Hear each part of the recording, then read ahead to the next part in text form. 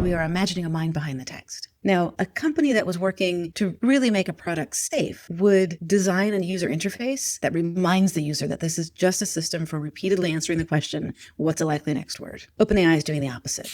These are technologies of isolation. The idea is that this bonding ability that we have and this communicative ability that we have is meant to be person to person. And what a lot of the tech companies are trying to do to get their next market is to make sure their tech is either replacing those interactions or getting in between so that we can't connect with each other without going through one of their technologies.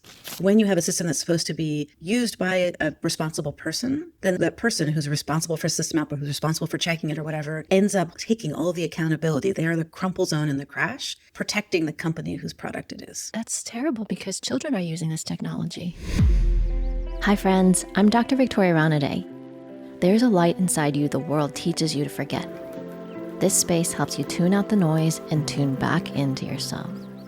Thank you so much for joining us on the show. My pleasure. Thank you for having me. So tell us about a time that you had an inner calling in life. And an inner calling is something that you experience inside yourself that eventually leads you home to yourself. It could be a nudge or a whisper. Has there been a time you had an inner calling and did you follow it and what happened?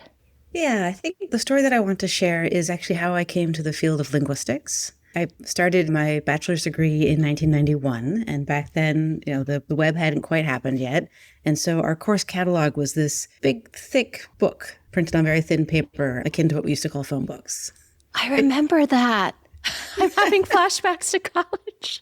And I got some very good advice from an adult in my life, I don't remember who, before I left for school that summer, which was to just sit down and read that book.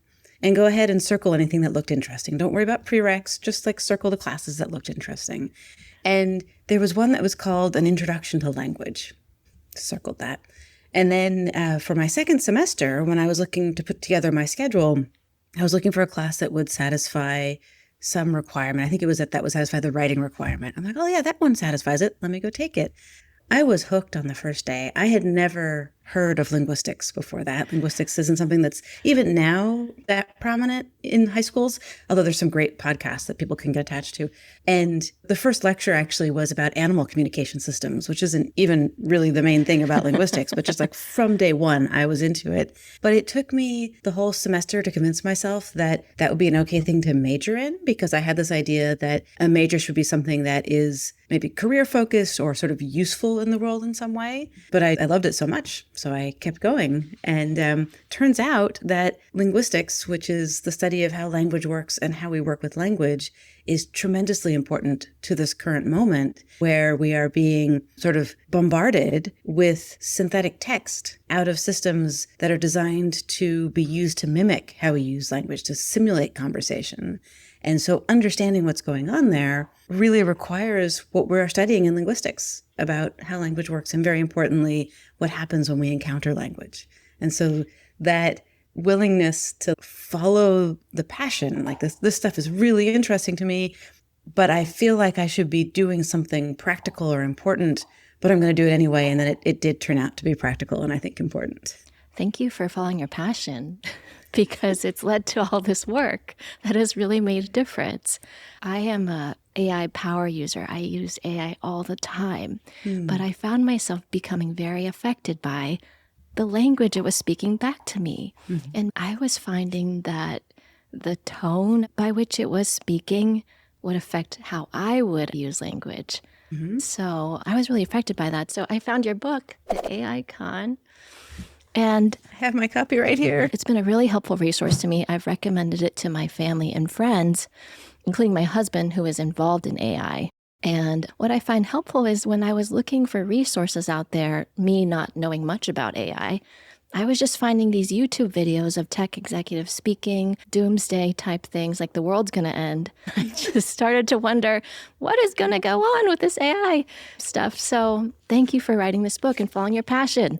Thank you. I'm glad you found it because there is so much effort being put into selling this technology. And at some point soon, you and I are going to have to talk about what the phrase AI means because it's not one thing, right? But if you pick it up as a keyword and you go looking for information about this keyword, what you find is people who have a vested interest in it trying to sell it to you. And now my cat is very close to the microphone. Here she is. Which cat is that? You have two. I have two. This one's Euler. Yeah. Very nice. Yeah. So why don't you tell us how you define AI? And I'm also curious how you personally are relating to AI these days through your own use, professional or personal. So the phrase artificial intelligence is a marketing term. And the thing about it is that it doesn't refer to a coherent set of technologies. So we can look at the various technologies that are currently being sold as artificial intelligence and sort of separate them based on what they're meant to do, like sort of what is the function of that particular piece of software. So you have the chatbots, whose function is to output plausible looking text. You have image generators, whose function is to create images based on text input and then also a very large database of stolen images. We can get into that. Similarly for video generators, but there's also systems designed to play games like chess or Go. And there are systems designed to map from sequences of amino acids to predicted structures of the folded protein. And there are systems that are designed to determine what goes into algorithmic feeds. So what are you going to see in your For You screen on TikTok or what's going to come up on Netflix? And all of these things do have in common that they are the result of doing statistical processing over large data sets. But the input data that's used to create the system is different. The kind of statistical patterns that are being mapped are different. And the sort of function in the world is different. And I think it's very important to disaggregate, to keep them separate. Because if we imagine that there's one thing out there and it knows in quotes about the shape of folded proteins and it knows in quotes how to play chess and it knows in quotes the answer to whatever question you might put into the chatbot, that makes it seem like it's one super intelligent entity, when in fact it's actually a bunch of separate software programs designed by different people, trained on different data for different purposes. So wow. I don't use the phrase AI as if it refers to a thing. And you'll hear me sort of working around that in various ways. But I think the best strategy is to just be specific about what's the technology we're talking about. One of the things that linguists can do in the world is to sort of point out when people are lumping things together on purpose, right? The phrase artificial intelligence was coined in 1955 by John McCarthy and a few others who were trying to get some money from a foundation to fund some work for the summer. They wanted a flashy word that would bring together a bunch of projects they wanted to work on so they could get this money, right? So it's continually being used as a marketing term. And so when we can point that out, we can reclaim some power.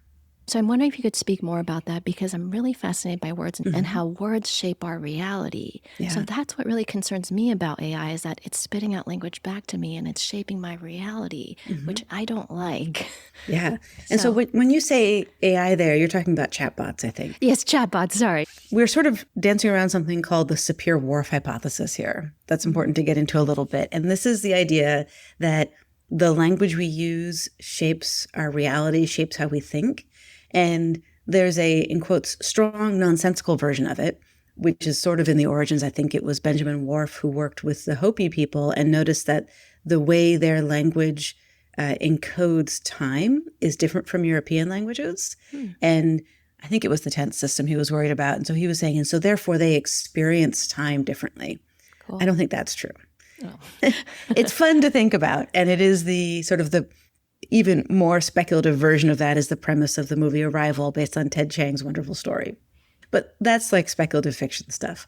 However, so much of our world and so much of our social world is actually constructed through things that we say to each other, both in terms of concepts we name and structures we build, but also the way we talk to each other. So English isn't great for this. We do a little bit of it, but languages like Nepali and Japanese and Korean do a lot with levels of formality, where when you're talking to somebody, the linguistic choices you make sort of tell them how you are seeing the relationship between you.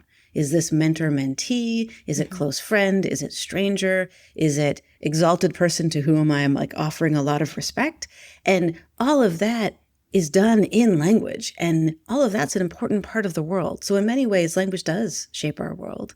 That's sort of the distinction I wanted to draw, in that it's not like we are getting hardwiring in our brain that prevents us from thinking certain ways. But at the same time, as we interact with each other through language, we are constructing our social world. And if you drop an artificial system into that is designed to output language that draws on all of our grammatical systems and all of our lexical knowledge for creating worlds and creating relationships, but there is no accountability behind it, no one whose words those are, I think that can be quite destabilizing. Yes, destabilizing is a good word for it. I just feel like it just happened one day and it's all around us now and I can't escape it. Yeah. So for most people, it seems like there was a big change at the end of November 2022. We went from a world, in quotes, without AI to a world with AI. And it's like, all of a sudden, this thing is here. It's not true, right? What happened in November of 2022 is that OpenAI took stuff that builds on really old technology that they had been working on for a few years and wrapped it up in a very accessible demo. And everyone got excited about that. And then the reason it seems to be absolutely everywhere is really about money and investment. So the folks at OpenAI managed to convince, partially, I think, because there was so much interest by the public and such rapid uptake of that demo, the people with the money that you have to be putting money into this AI thing.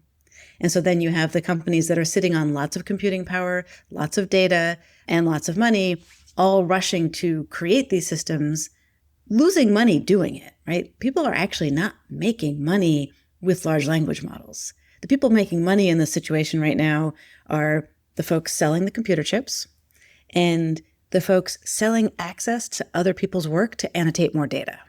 So those are the people getting rich in this gold rush. Yeah. The people who are building large language models, not so much. So they've got to push them everywhere to get people to use them and ultimately maybe pay for them to recoup their money. So it's an economic story. How would you describe the con? Yeah. So the con happens on multiple levels. The very basic level is this parlor trick of synthetic text extruding machines, which is another word for large language models or chatbots. That's a good name. And I like how extruding is just a little bit gross. That's on purpose. Nice. So the first level basically has to do with how we process language. And this is something you might imagine, and it's very common to imagine things this way, that if you're reading a book, what you're looking at is a series of words where some author had an idea, they packed it into the words, put the words in the book, you got a copy of the book, and you've unpacked the ideas from the words. It's actually not what happens.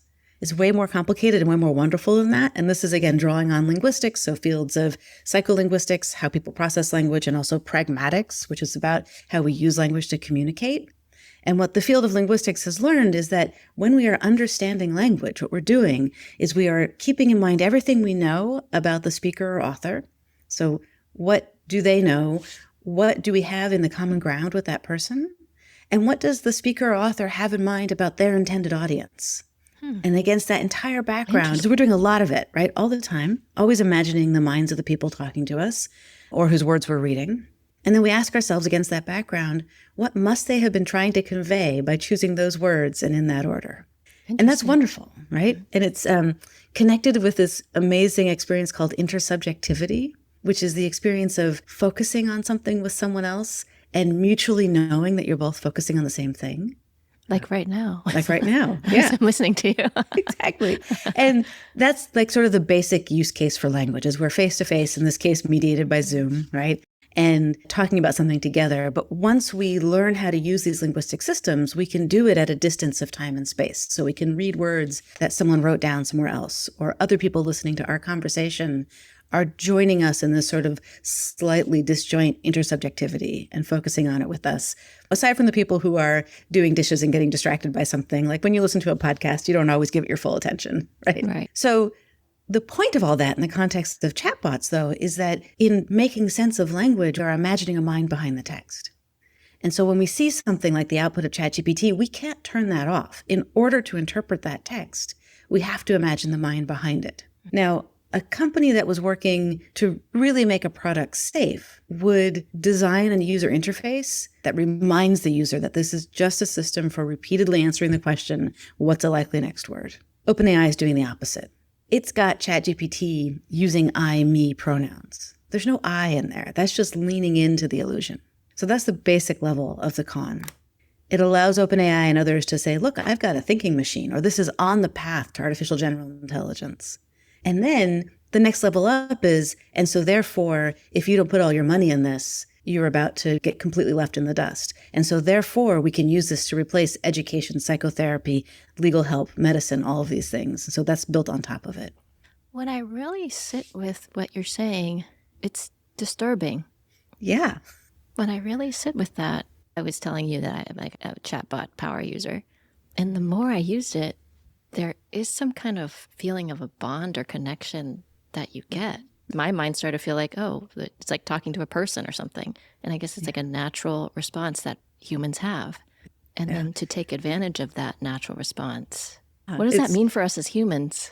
It's unpleasant. There's a wonderful phrase coined by the scholar Chris Gilliard, which is that these are technologies of isolation. The idea is that this bonding ability that we have and this communicative ability that we have is meant to be person to person. And what a lot of the tech companies are trying to do to get their next market is to make sure their tech is either replacing those interactions or getting in between so that we can't connect with each other without going through one of their technologies. I work with a lot of young adults as a psychologist, and they're graduating from college and they're in computer science, and that's a field that's really affected by these technologies. It goes back to the point about accountability. Who is accountable for this? There's an interesting thing happening there at sort of the level of regulation. So there's on the just sort of like conversation level, it's sorry, there's a garbage truck going by outside. I can hear it. Actually, speaking just about technology, one of the kinds of automatic processing that we can do actually quite well these days is taking an audio signal and isolating the part that's a speech signal from background noise. And so when you set up Zoom on the like not for musicians setting, you wouldn't hear the garbage truck outside and you wouldn't hear a cat purring, right? Which is to say that, and to your students in computer science, there's lots of beneficial use cases for automation. And a characteristic of the beneficial use cases is that they are specific, right? So there's a specific problem of how do you take an audio recording and separate out something that is speech sounds from everything else? And that is something that you can then imagine use cases for, but you can also evaluate it. How well does it do? The problem with something like ChatGPT and the way these things are being marketed is that they're supposed to be everything machines. They're supposed to be just general purpose. And as Dr. Timnit Gebru points out, you actually can't evaluate how good something is at everything. So it's unscoped technology. It's bad engineering. But I've gone off on a tangent because of the garbage truck. That's okay. I'm going to keep this in the show because the more that these AI technologies are here, the more I feel like I want to lean into the humanness of experiences. Exactly. And there's a wonderful phrase that we got, and we use it in the book, but it came from Dean Solis, who was the Dean of Arts at the University of Washington, which is talking about being human together. And this was in the context of writing and grading essays. And even though almost every instructor on the face of the planet doesn't like grading, it's still a chance to be human together with our students, right? We want to hear what they've written, their ideas, their thoughts, not some synthetic text that they poked out of ChatGPT. With ChatGPT, we were talking about accountability and just suddenly being surrounded by all these technologies. And I could see what was happening as I was experiencing it, but I did not know what to do except to write to you and say, can you come on the show and tell us more about AI so we can learn more about all this? But I'm just kind of wondering what can be done. Yeah, these are great questions. And I think that it boils down to decision making and establishing accountability. So thank you for bringing back accountability. There's accountability at the level of we make sense of language based on who we think is actually standing behind it. If someone makes a claim, who's accountable for that? Whose words are they? That's an important part of that processing that we do. And the synthetic text doesn't have accountability behind it at that individual level. And at a regulatory level, we seem to be failing on an accountability thing there too. So one of my regulatory dream outcomes would be if OpenAI, for example, were actually accountable for everything that came out of ChatGPT. I just assumed that they were. Are they not? Well, no. If you look at their terms of service, they try to make the user accountable for it, which is ridiculous. Yeah. And they've now got this new thing called ChatGPT Health or something with disclaimers that you shouldn't be using this without the guidance of a professional. It's like, well, then what's it for? Right? Yeah. It's putting on the professional. Yeah. Exactly. And there's this, I would have to look up the author's name, but there's this wonderful concept of moral crumple zone, which is, again, in this general space of accountability, when you have a system that's supposed to be used by a responsible person, then that person who's responsible for system output, who's responsible for checking it or whatever, ends up taking all the accountability. They are the crumple zone in the crash, protecting the company whose product it is. That's terrible because children are using this technology. Exactly. And even if you have, let's say, doctors who are told that you have to use this technology, it's going to make you more efficient, they're not going to be left the time to actually check everything that's coming out of the tech. And so then in that case, it's the doctor who's sitting in the moral crumple zone. The moral crumple zone. That's a great term. You asked, what can we do? And I think what we can do is we can be mindful when we're using this technology. I mean, so you asked way before, what's my relationship to, in quotes, AI? I do my very best not to consume any synthetic media. Really? Yeah. So you do not use chatbots? I don't use chatbots.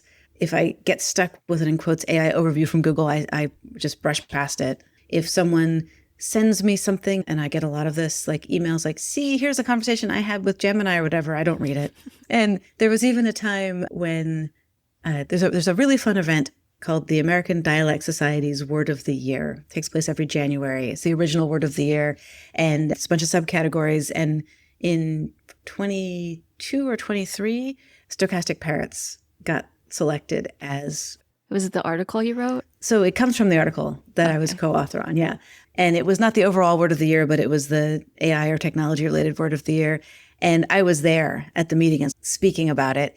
And one of the fun things in the meeting is there's always somebody who's like typing some commentary on a big projected screen that everyone can see.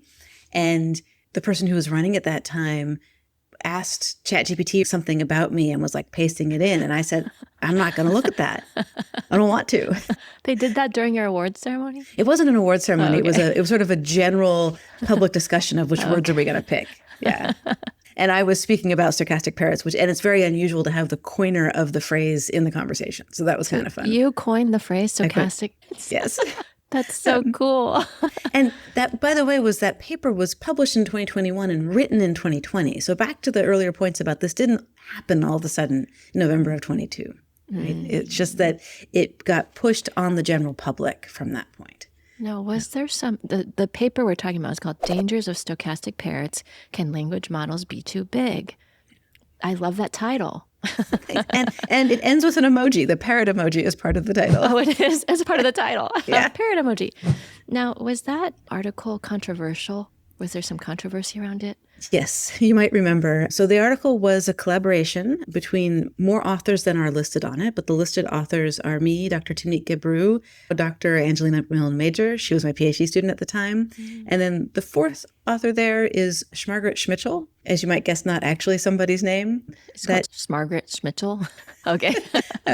That is what Dr. Margaret Mitchell decided to do because of how everything was going down. So this paper is a survey paper, and Angie and I are not at Google. We're both at the University of Washington. Everybody else on the paper was at Google. It's collaborative work. And it's a survey paper, sort of looking at what are the possible downsides to making language models. Again, old technology. Language modeling goes back to the 1940s. But, with changes in the tech over time. And Dr. Gebru was noticing this push towards ever larger language models. And she wanted to just pause and think about what are some downsides we should be considering. And the two of them, I'm not going to start using their first names, so Tanit and Meg, were the co-leads of the ethical AI team at Google as research scientists. So it was their job to look into what could possibly go wrong and how do we mitigate these harms, write papers about it, try to make sure that the tech being developed at Google was as beneficial as possible. Literally their job. So writing this paper was the sort of thing they might do. And it wasn't specifically about Google, actually. We were mostly talking about GPT-3 at that point, which was an OpenAI product as our running example. But Google was also building large language models. What's now called, I think the latest is called Gemini. And paper went through this process called publication approval within Google, because there are companies, so anyone who's publishing something, it has to be checked to make sure it's not like revealing IP or something. Got approved, got submitted to the conference. And then while we were waiting for the peer review, somebody inside Google got upset about the paper. And I'm going to make this long story short now to say that the end result is that Dr. Gebru and Dr. Mitchell got fired from that. Yeah, that's really intense. Yeah. So, we really thought intense. that the thing about the paper would be that it had an emoji in the title. That would be the controversial part of it. Is it because this technology is so important to the large corporations? It's so valuable that we don't want to undermine and really look down the hood of them? So I think that's part of the story. I think also part of the story is that both Timnit and Meg were very outspoken about inequities in the workplace and systems of oppression. So they're both women. Timnit's a Black woman. She can see very clearly what's happening to her and people like her. And when someone who is being oppressed pushes back, systems feel friction, but the friction is really coming from the oppression pushing down. From the oppression pushing down. And not the people who are pushing back against it. But I think that's actually probably the broader story. And when you guys put in the paper, can language models be too big? Can you help us understand what does that mean? Yeah. And is that related to the bias somehow that you're referring to? So what's a language model? A language model is a system for modeling which bits of words go next to which other bits of words in the input data that was used to build the system. And you probably remember the T9 system for sending text messages. What was that?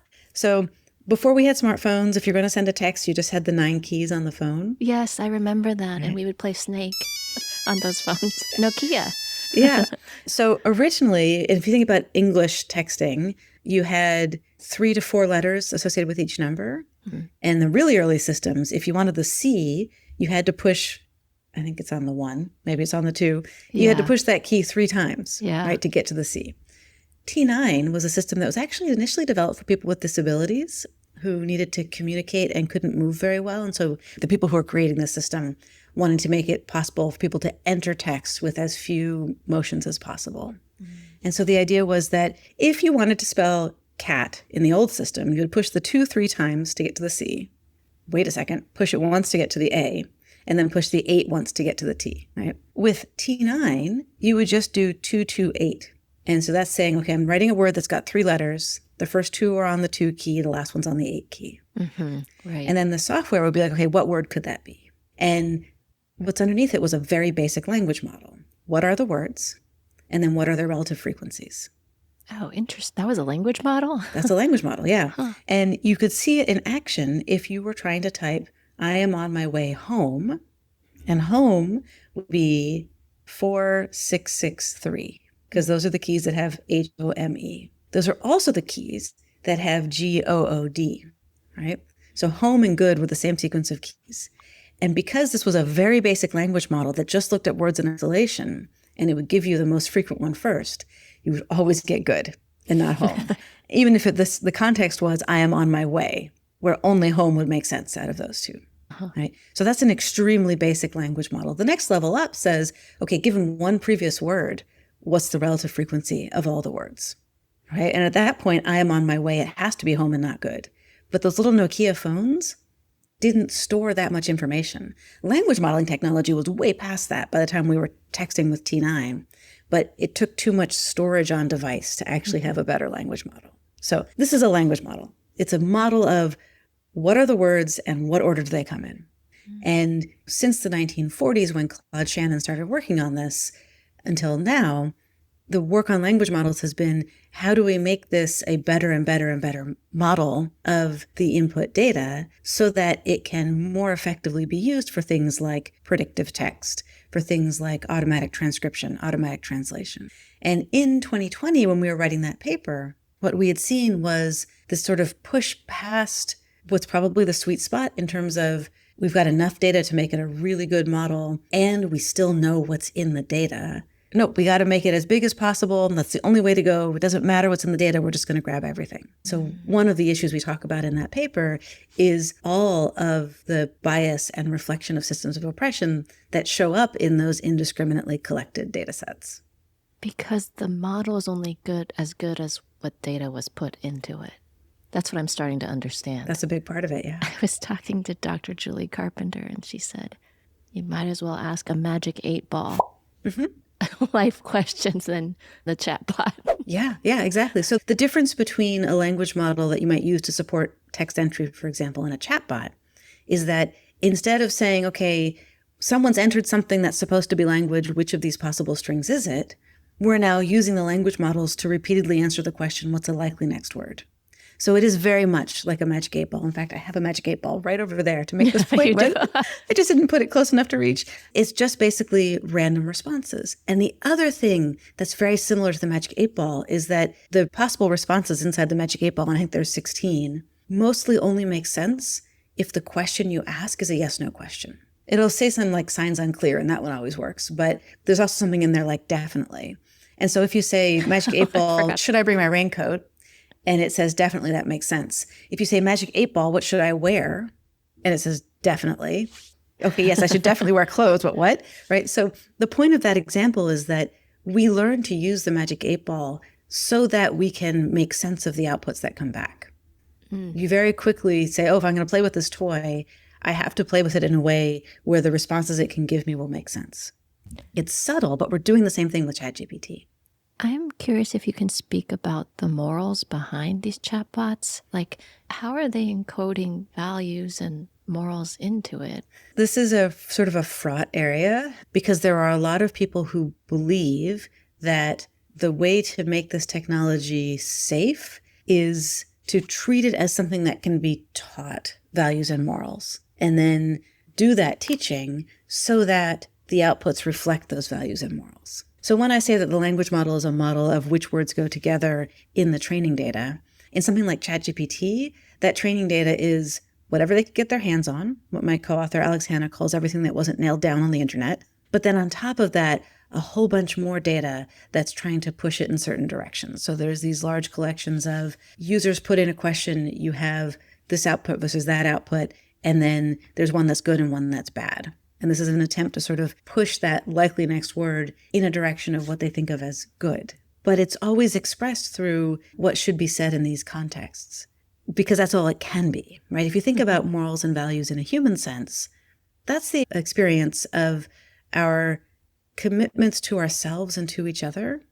And it's again about human connection. And these systems, which are just collections of probabilities about which words go where, aren't the kinds of things that can actually have values, that can actually have morals. They reflect the values of capitalism because they're products. So do you think they can be values and morals can be programmed into it at all? Or do you think it's not really possible given how large language models work? So I think that artifacts have values in the sense that they reflect the values of the systems that they are constructed to be a part of. But I don't think that it makes sense to think about a chatbot having values the way a person does, even though there's all of these design features that make it seem like maybe it could. I was watching this interview with Sam Altman where someone, I think it was Tucker Carlson, asked him about how morals and values are being encoded into the technology. And Sam Altman said that they were taking all of literature, human literature, putting that data into the model so it would understand morals and values. And then Tucker Carlson said, there's so many differing morals and values. How do you decide what is the actual North Star? Right. That secondary question, I think, reflects the nonsensical nature of this drive, right? There's sort of two problems here. One is taking all of human literature and then making paper mache out of it isn't actually encoding values, because it's like, if that were encoding values, it's based on a misapprehension of what ChatGPT is doing, which Sam Altman is spewing all the time. And I think he actually believes what he's saying, but I don't know him. But then this idea that there should be one perfect encoding of values and morals that we can identify. And the reason it's very important that there's one is not because we are collectively working on, let's say, governance and protecting human rights and things like that, but because we're going to have some product or machine, some singular thing that has to serve all of humanity and do so safely. Is where this big disconnect is. I think that there are such things as universal values. And I think that, when we think about it in terms of rights and protecting each other, then that makes some sense.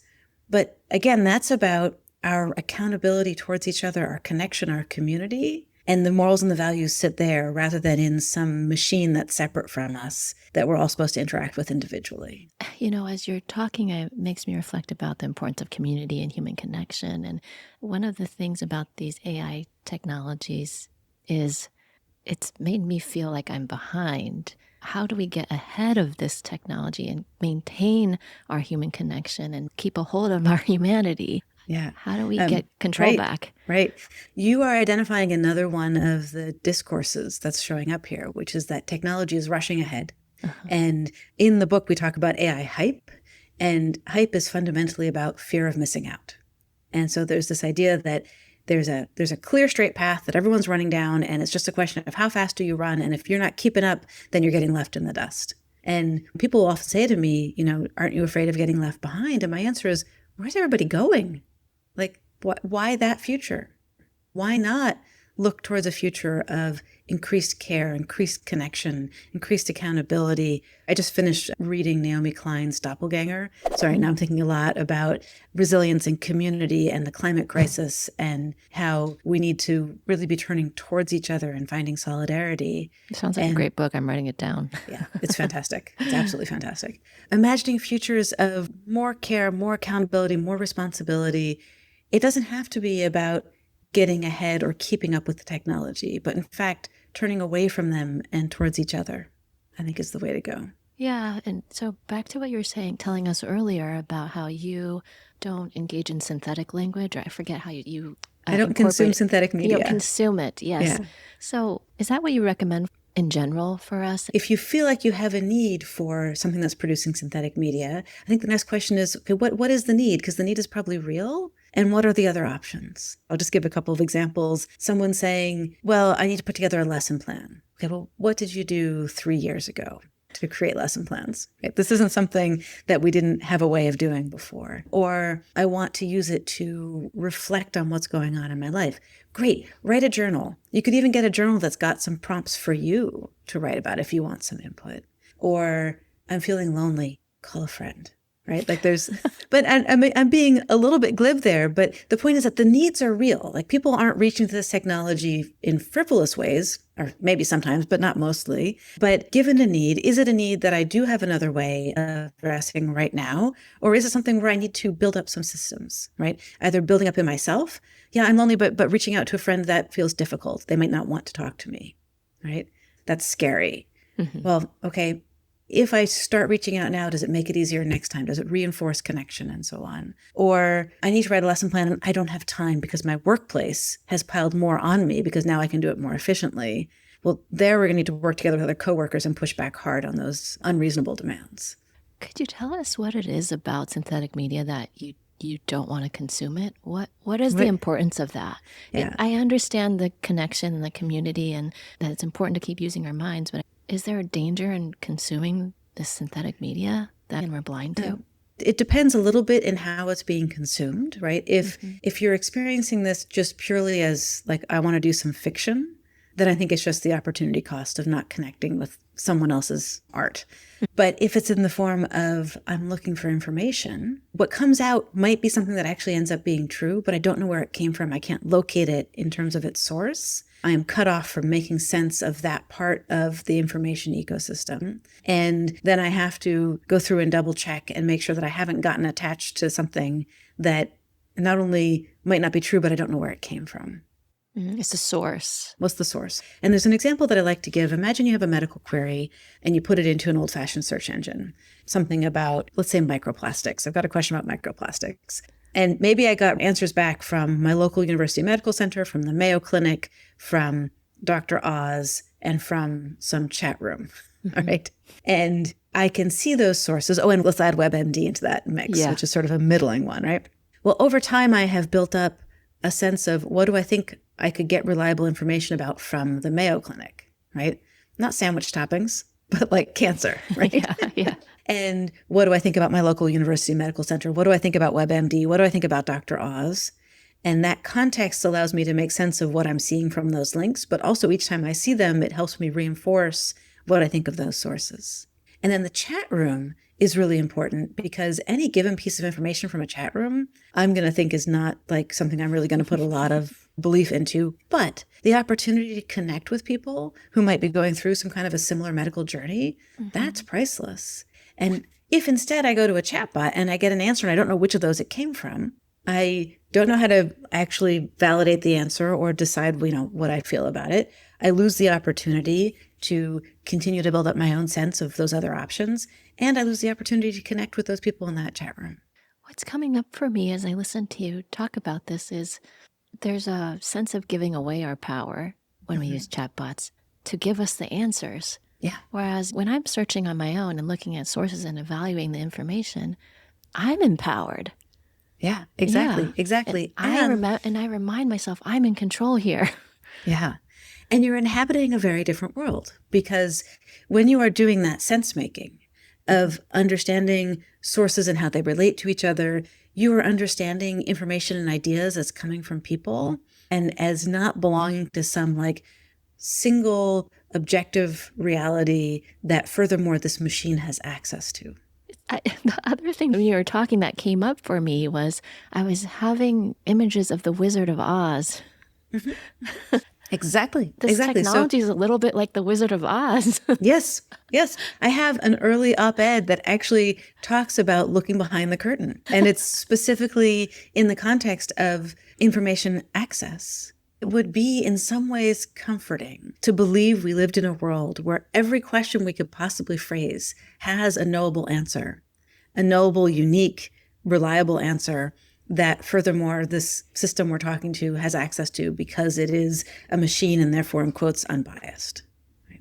But as you say, it is far more empowering rather than comforting to know that we live in a world where information and ideas come from people through the scientific process. That's very much a social process of making sense of things together, of building on each other's ideas, and that when we are looking for information, we aren't just passive consumers of the information, but we are engaging in those relationships in those communities. I really appreciate that reminder because every day it is just much more simple to use a chatbot and to ask it questions, and then it spits out answers, and then you do everything faster and you can keep up with everyone around you. Yeah. So it's a really great reminder, like, hey, there's other ways of doing things. Yeah. And why faster? Why do we have to go faster and faster and faster? What's the gain in that? We don't necessarily have to play into these values, and we can actively cultivate the values that we find important and want to live out. Exactly. Yeah. Exactly. Could you comment briefly on when we use for every prompt of a chatbot, are there significant climate impacts? So the impacts of using these systems are both on water and electricity. And electricity means emissions in various ways. At the sort of usage level, any individual prompt is probably a small impact. Although it's worth knowing that when you type something in, what's being processed is much, much bigger. So there is as much of the conversation history as the company is keeping and feeding back in, as well as whatever the system prompt is. And then these new systems that are described absurdly as thinking actually do a whole bunch of output that you don't see. And then the last part is the output that you see. So it's much bigger than the few words you put in and the few words that come back. That's one thing.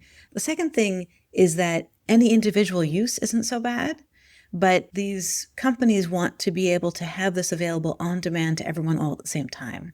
And so that requires keeping backup systems online that were being taken offline. You can find lots of reports of coal-fired power plants that were going to be sunsetted that are still running because of the need for sort of like always available electricity, even if the demand might peak. You got to be able to meet that demand from these systems. And then finally, every time we use one of these, we help build the case for training the next model and building the next hyperscale data center.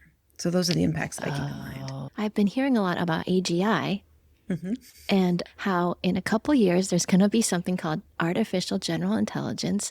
And then I watched some YouTube videos said that once there was AGI, then someone would be in control of the AGI, and whoever's in control of the AGI would then be in control of the whole world. What's your take on that narrative? Yeah, it's absurd. It's absolutely absurd. And it's sort of equal parts trying to scare people and trying to claim that the technology people are building is so powerful that therefore you should buy it. Therefore you have to jump on board this train or get left in the dust, et cetera, et cetera.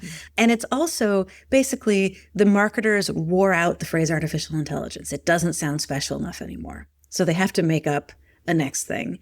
And there's actually one behind it. So there's artificial intelligence and then artificial general intelligence and then artificial superintelligence.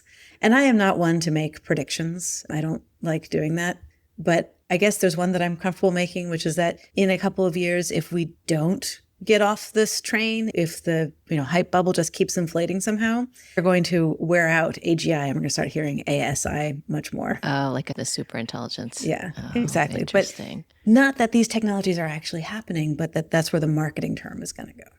Now, do you think there are some uses that are positive from this technology? Not chatbots. I see no use cases for chatbots. We talked a little bit about all the bias that gets encoded in them. Basically, I can't think of good use cases for synthetic text. I run a master's program in computational linguistics. So language technology, yes. I think that machine translation is an interesting one. I think it needs to be used very carefully. And it is being used to displace the work of professional translators in bad ways. But I think there are also cases where machine translation can be useful and beneficial. But machine translation, automatic transcription, similarly, these are instances where somebody said something, and then we're using technology to put it into a different format, different language for us. And like I said, to be used with care, this is not perfect technology. We need better user interfaces to make clear the uncertainties. But that kind of stuff, valuable. But I want purpose-built systems. When people are turning to ChatGPT for translation, I think you get less good translation and less transparency into how the translation is happening, for example. That makes sense. In the future, with language technologies and language models, what would be a noble goal for humans? Like, what would be ideal from this technology? In general, I envision, aside from the technology, like decentering the technology, connection. How do we build community? How do we see ourselves in each other? How do we, work towards a place where everyone has what they need to thrive, despite the ongoing climate crisis, right? There's a lot to work on there. And to the extent that we have technology in our midst, how do we build sufficient transparency into it so that people who are using it are faced with it, know what it is and where it maybe can and can't be relied on? And relatedly, if we have systems where technology is involved in making decisions that impact people, setting up enough resources that people have recourse if the decisions adversely impact them. Especially with mental health. Yeah.